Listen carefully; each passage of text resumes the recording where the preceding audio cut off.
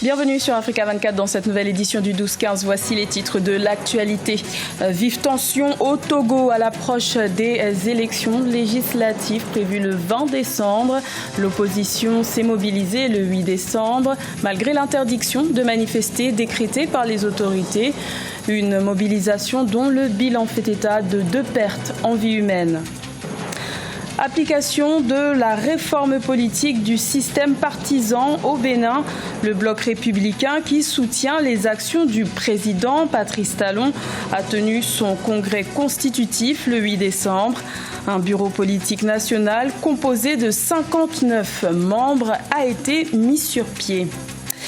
Et adoption de la loi de finances 2019 au Niger.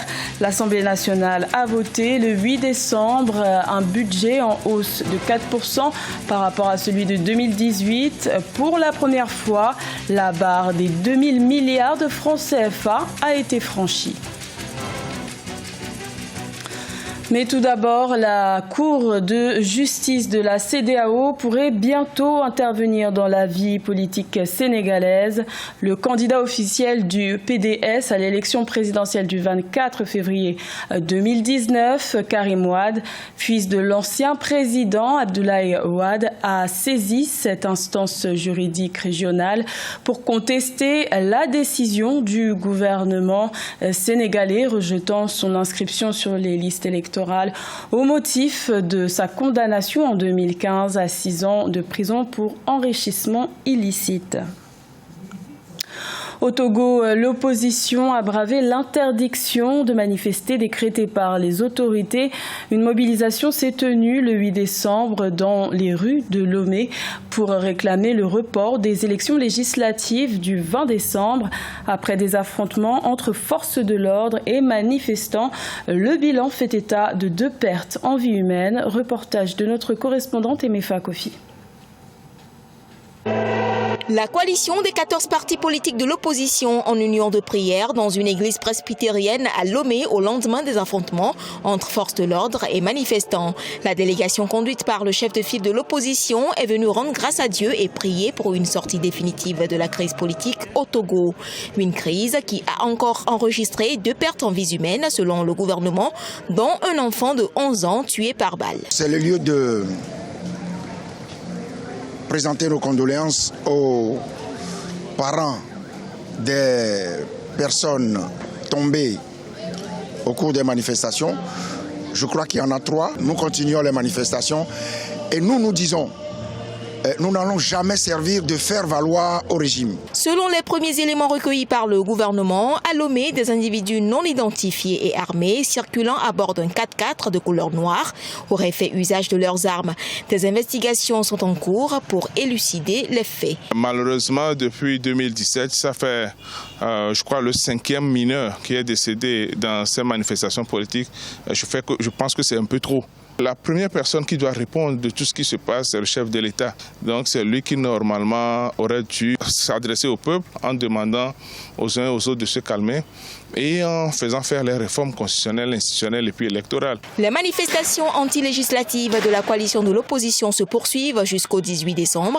Elles sont interdites par le gouvernement togolais qui évoque un risque de trouble à l'ordre public durant la campagne électorale. Au Bénin, la nouvelle réforme du système partisan incite les acteurs politiques à former de grands blocs. Après la formation de l'Union progressiste le 1er décembre, le bloc républicain a tenu son congrès constitutif le 8 décembre. Ces 2 blocs politiques soutiennent les actions du président Patrice Talon. Reportage de notre correspondant Leftiounu. Au Bénin, le parti Bloc républicain est officiellement porté sur les fonds baptismaux à la faveur du congrès constitutif ce samedi 8 décembre 2018 à Parakou, au nord du pays.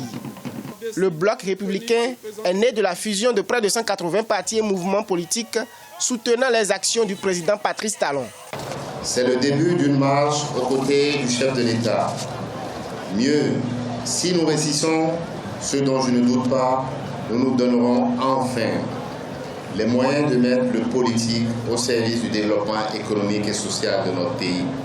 Le Bloc républicain constitue la deuxième grande formation de la mouvance présidentielle après l'Union progressiste, mise sur pied une semaine plus tôt. Ces deux formations partagent les mêmes visions et comptent offrir au président Patrice Talon une majorité confortable à la prochaine législature. Nous sommes très heureux de votre arrivée. Le grand frère est là. Et nous allons faire en sorte que les populations se rendent compte que les meilleurs sont regroupés au sein de nos deux blocs. Le bureau politique du bloc républicain est transitoire d'1 an et conduit par un présidium de 3 membres. Il compte 59 membres, dont une dizaine de ministres du gouvernement et une trentaine de députés du bloc de la majorité parlementaire et anciens chefs de partis et mouvements politiques. La campagne électorale en vue des élections partielles a débuté le 8 décembre en Côte d'Ivoire. Les électeurs de 6 municipalités et de 2 régions seront appelés aux urnes le 16 décembre pour choisir à nouveau leurs représentants. Les résultats des élections locales du 13 octobre ayant été invalidés par la Cour suprême dans ces circonscriptions, parmi lesquelles se trouve le Grand Bassam. Reportage de notre correspondant Olivier Conan. Lancement de la campagne électorale pour les élections municipales à Grand Bassam. Les candidats ont une semaine pour convaincre les électeurs de porter leur choix sur leur liste après les validations du scrutin du 13 octobre. En meeting sur le terrain du petit marché de Grand Bassam, le maire sortant Georges-Philippe Ezalé est confiant que les Bassamois vont renouveler son mandat. Ça va être une campagne de proximité. Je souhaite qu'ils reprennent confiance en eux, qu'ils tuent donc le découragement et tout ce qui a suivi par rapport à ce braquage électoral. Il y a une chance pour Grand Bassam de repartir à travers donc cette reprise des élections. Il faut qu'ils viennent confirmer. Confirmer, c'est également le slogan de campagne de Jean-Louis Moulot, déclaré vainqueur de l'élection du 13 octobre par la Commission électorale indépendante. En meeting dans le village de Moussou, il se dit lui aussi confiant quant à sa victoire. Je suis d'une sérénité à toute épreuve et ma confiance n'est pas ébranlée dans la mesure où nous avons la majorité sur le terrain. Ce que je propose aux Bassamois et aux Bassamoises, c'est le changement, c'est le développement de cette ville, la faire sortir de sa léthargie actuelle. C'est la cohésion et l'union de toutes les filles et les fils, sans discrimination et sans distinction. La commune de Grand Bassam compte 42 051 électeurs qui iront choisir leur maire lors du scrutin municipal le 16 décembre 2018, à l'instar des électeurs de 5 autres communes et 2 régions de la Côte d'Ivoire. Au Niger, l'Assemblée nationale a voté le 8 décembre la loi de finances 2019, un budget en hausse de 78,79 milliards de francs CFA par rapport à celui de 2018, mais qui s'inscrit dans la continuité du programme de l'année précédente. Il suscite la polémique, notamment auprès des opposants Aïssatou Bari et Marcel Farba-Maroun.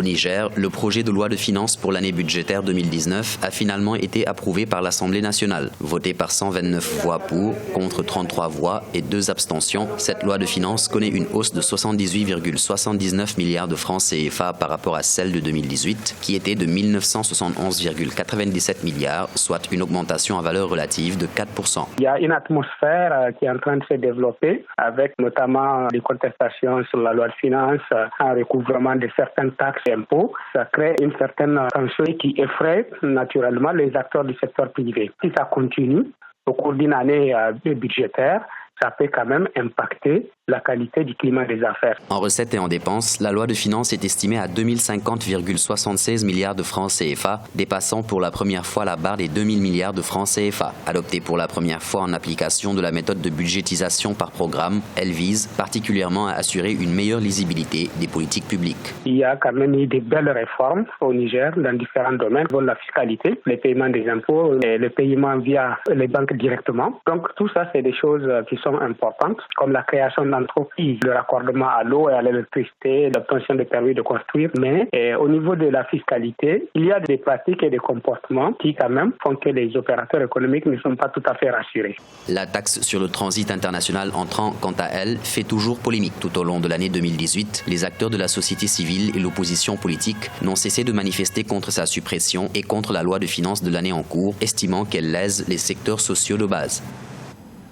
Dans le reste de l'actualité, le docteur Denis Mukwege, originaire de la République démocratique du Congo, reçoit ce lundi 10 décembre à Oslo, en Norvège, le prix Nobel de la paix qui lui a été attribué en octobre 2018 pour ses actions de sensibilisation aux violences sexuelles dans les conflits armés. Celui que l'on surnomme l'homme qui répare les femmes a soigné près de 50 000 victimes de viols à Bukavu, dans l'est de la République démocratique du Congo. Il recevra cette récompense conjointement avec l'Irakienne Nadia Mourad, ancienne esclave des djihadistes. Ce journal a été réalisé par l'ensemble de la rédaction. Merci de votre fidélité. L'information continue sur Africa 24.